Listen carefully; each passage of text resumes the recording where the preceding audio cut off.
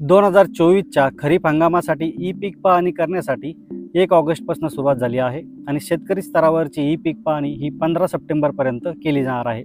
अर्थात याला मुदतवाढ न मिळाल्यास तलाठी स्तरावरची ई पीक पाहणी ही 16 सप्टेंबरपासून केली जाणार आहे. पण ही ई पीक पाहणी म्हणजे नेमकं काय असतं, ई पीक पाहणीची प्रोसेस नेमकी कशी केली जाते याची माहिती आपण जाणून घेणार आहोत. आता याच तूर पिकाची ई पीक पाहणी कशी करायची ते आपण जाणून घेऊया. शेतकरी स्वतःहून त्यांच्या शेतातल्या पिकांची ऑनलाईन पद्धतीनं 7/12 उतार्यावर नोंद करू शकतात. याच प्रक्रियेला ई पीक पाहणी असं म्हटलं जातं.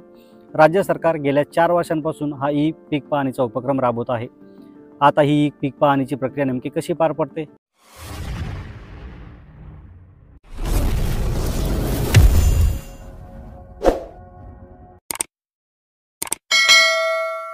पिकांची नोंद करण्यासाठी सगळ्यात आधी तुम्हाला ई पीक पाहणी हे ॲप्लिकेशन डाउनलोड करायचं आहे. त्यासाठी प्ले स्टोअरवर जायचं आहे. तिथं EPWKPAHANI-DCS असं सर्च करायचं आहे. मग इन्स्टॉल या पर्यायावर क्लिक करायचं आहे. इन्स्टॉलेशन कंप्लीट झालं की ओपन या पर्यायावर क्लिक करायचं आहे. त्यानंतर ई पीक पाहणी नावाचं एक पेज तुमच्यासमोर ओपन होईल आणि मग तुम्हाला हे ॲप्लिकेशन वापरण्यासाठी आवश्यक त्या बाबींना परवानगी द्यायची आहे. उजवीकडे सरकवल्यास हे ॲप वापरण्यासाठी लागणारी माहिती तिथं दिलेली असेल. पुन्हा एकदा उजवीकडे सरकवल्यास पिकांची नोंदणी करण्यासाठी ज्या बाबींची मदत होऊ शकेल त्या तिथं नमूद केल्या असतील, जसं की 7/12 उतारा 8 इत्यादी. त्यानंतर तुम्हाला महसूल विभाग निवडायचा आहे. मग पुढे शेतकरी म्हणून लॉग इन करा या पर्यायावर क्लिक करायचं आहे. मग मोबाईल नंबर टाकायचा आहे. त्याच्या पुढे विभाग, जिल्हा, तालुका आणि गावाचं नाव निवडायचं आहे.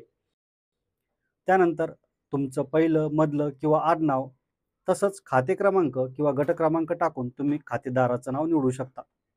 इथं गट क्रमांक या पर्यायावर क्लिक करून खाली तो क्रमांक टाकायचा आहे आणि मग शोधा या पर्यायावर क्लिक करायचं आहे. मग त्या गटातील खातेदार तुम्हाला निवडायचा आहे. खातेदाराचं नाव आणि खाते क्रमांक तपासून पुढं जायचं आहे. त्यानंतर तुमच्यासमोर संकेतांक म्हणजेच OTP पाठवा नावाचं एक पेज ओपन होईल. आपली नोंदणी खालील मोबाईल क्रमांकावर करण्यात येत आहे अशी सूचना तिथं दिलेली असेल. पण तुम्हाला नंबर बदलायचा असल्यास मोबाईल नंबर बदला हे बटन दाबा, मोबाईल नंबर टाका आणि मग पुढे या पर्यायावर क्लिक करा. पण जर का तुम्ही गेल्या वर्षी या ॲपवर नोंदणी केली असेल तर तुमची नोंदणी आधीच झाली आहे, तुम्हाला पुढं जायचं आहे का असा मेसेज तिथं येईल. पण तुम्ही यंदा पहिल्यांदाच नोंदणी करणार असाल तर तसा मेसेज तिथं असणार नाही. आता तुम्हाला खातेदाराचं नाव निवडायचं आहे. मोबाईलवर आलेला OTP टाकायचा आहे आणि पुढे जा या पर्यायावर क्लिक करायचं आहे. आता पीक पाहणीच्या ॲपवर तुम्ही पिकांची नोंद करू शकता. इथं पीक माहिती नोंदवा या पर्यायावर क्लिक करायचं आहे.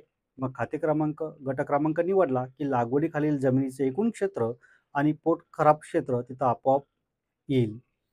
पुढे खरीप हंगाम निवडून पिकाचा वर्ग, जसं की एकच पीक आहे की मिश्र पीक किंवा इतर, ते निवडायचं आहे. पिकाचा प्रकार, पिकांची नावं आणि क्षेत्र हेक्टर आरमध्ये टाकायचं आहे. एकदा का ही माहिती भरून झाली की पुढे जलसिंचनाचं साधन जसं की विहीर, तलाव हे निवडायचं आहे. त्यानंतर सिंचनाची पद्धत आणि लागवडीची तारीख टाकायची आहे. मग पुढे जा या पर्यायावर क्लिक करायचं आहे. आता छायाचित्र 1 आणि छायाचित्र 2 असे 2 फोटो घेणं इथं आवश्यक आहे. छायाचित्र 1 या पर्यायावर क्लिक करायचं आहे. पिकाच्या जवळ जाऊन फोटो घ्यायचा आहे. मग त्याचा अक्षांश, रेखांश तिथे येईल. त्यानंतर छायाचित्र 2 या पर्यायावर क्लिक करायचं आहे. पुन्हा एकदा पिकाच्या जवळ जाऊन थोडा वेगळ्या अँगलनं फोटो घ्यायचा आहे. त्याचेही अक्षांश, रेखांश तिथं नमूद केले जातील. त्यानंतर खाली असलेल्या बरोबरच्या खुणेवर क्लिक करायचं आहे. तुम्ही भरलेली माहिती वाचून घ्यायची आहे आणि मग खालच्या घोषणेवर टिक करायचं आहे. पुढे या पर्यायावर क्लिक करायचं आहे.